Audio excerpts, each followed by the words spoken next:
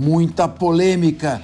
E vamos começar falando, sim, da guerra que está ameaçando, inclusive, chegar até aqui ao Brasil e tornar-se um conflito regional. Perigosamente, alguns brasileiros ainda permanecem por lá. A fronteira entre o sul da faixa de Gaza e o Egito voltou a ser fechada nesta sexta-feira. E a passagem de brasileiros e seus parentes que aguardavam para cruzá-la está nesse momento incerta. O grupo de brasileiros faz parte da 7ª lista de estrangeiros que haviam sido autorizados a deixar o território. Desde cedo eles estavam em frente ao posto de controle da cidade fronteiriça de Rafah, que atualmente é a única via de saída da faixa de Gaza. E estavam aguardando para poder sair, quando receberam a notícia de que foi fechada a passagem. Meu querido Renato Batista, eu não quero ser venenoso, mas são 6 listas sem brasileiros. Indonésia passou na frente, com todo respeito, Filipinas passou na frente, Ucrânia passou na frente, quer dizer, eles vão sair da faixa de Gaza para ir para a Ucrânia, está mais seguro lá? E o Brasil entra na 7ª lista. No momento em que o Brasil entra na lista, a passagem é fechada e eles não podem deixar a faixa de Gaza. Que coincidência, será que entraram na lista justamente porque ia ser fechada a passagem? Capês, eu acho que está faltando um senso de urgência nessa questão, né? Já estamos falando de 6ª, 7ª lista, de quando os brasileiros estariam saindo, a fronteira fechada, e aí vai ter que ficar para outro dia. Gente, cadê o senso de urgência? Parece que às vezes a gente esquece. São 34 brasileiros. Tem crianças lá, tem adolescentes, tem jovens.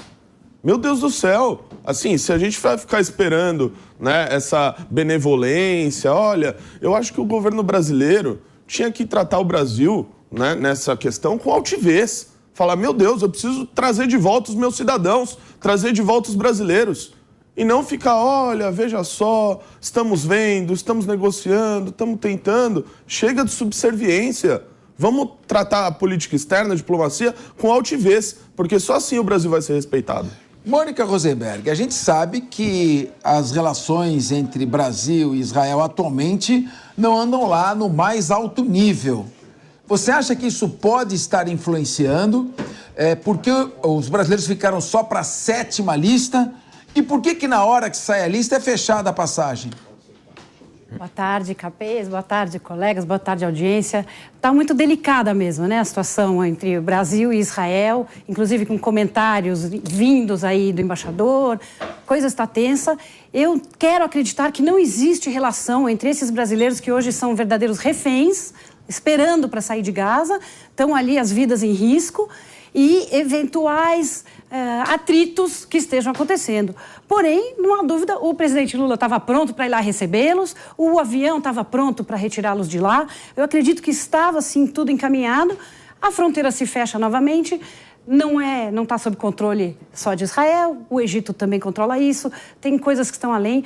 Quero crer que esses reféns brasileiros que hoje estão lá não estão submetidos a essa falta de diplomacia que está acontecendo lá naquela região.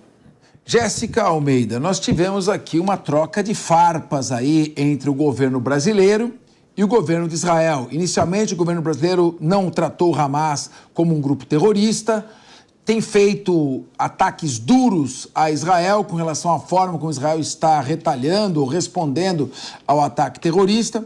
E o Brasil foi ficando para trás. Tem 34 brasileiros que querem sair da faixa de Gaza. Ali é uma situação realmente preocupante.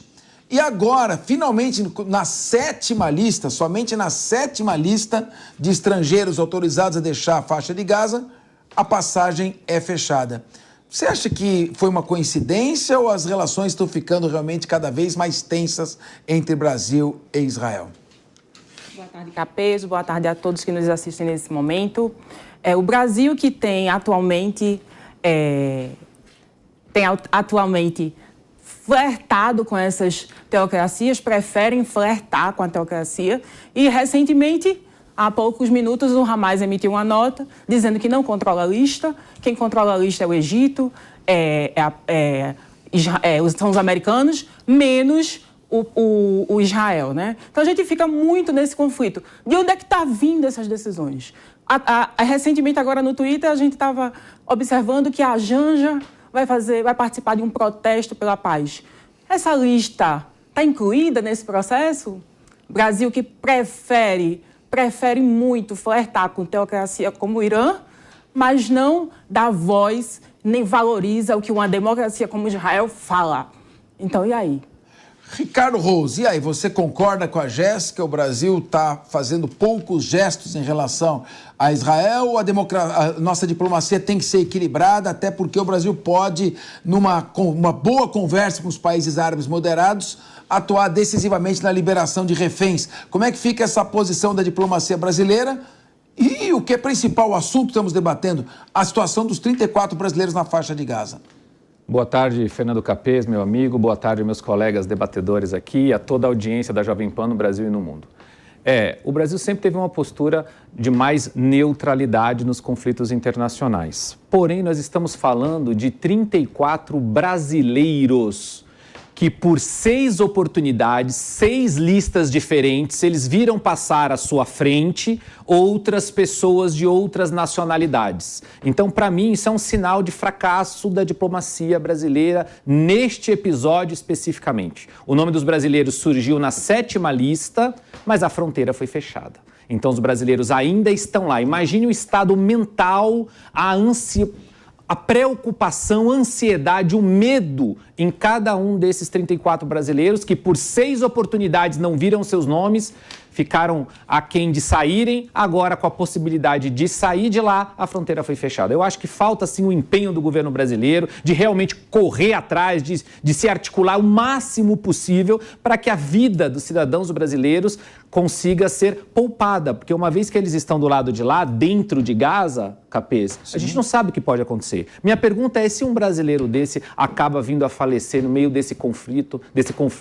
e não consiga sair de lá. O governo brasileiro precisa, sim, ter pulso forte e tirar os brasileiros de Gaza o mais rápido possível. Seja falando com o Egito, seja falando com Israel, com o Hamas, que uma parcela da esquerda brasileira passa a mão na cabeça. Então agora é hora do diálogo. Nós precisamos tirar o brasileiro de lá e aí partir para outros diálogos na posteridade. Exato. E a gente espera também que as autoridades de Israel acelerem a liberação de estrangeiros que estão ali retidos. Não há nenhuma necessidade, uma vez que fica comprovado, isso é fácil de verificar, que eles não têm nenhuma relação com o Hamas, devem ser autorizados a liberar. Então, Israel precisa fazer um esforço diplomático também maior para tentar conquistar e angariar uma maior simpatia às suas ações de neutralização do grupo terrorista Hamas.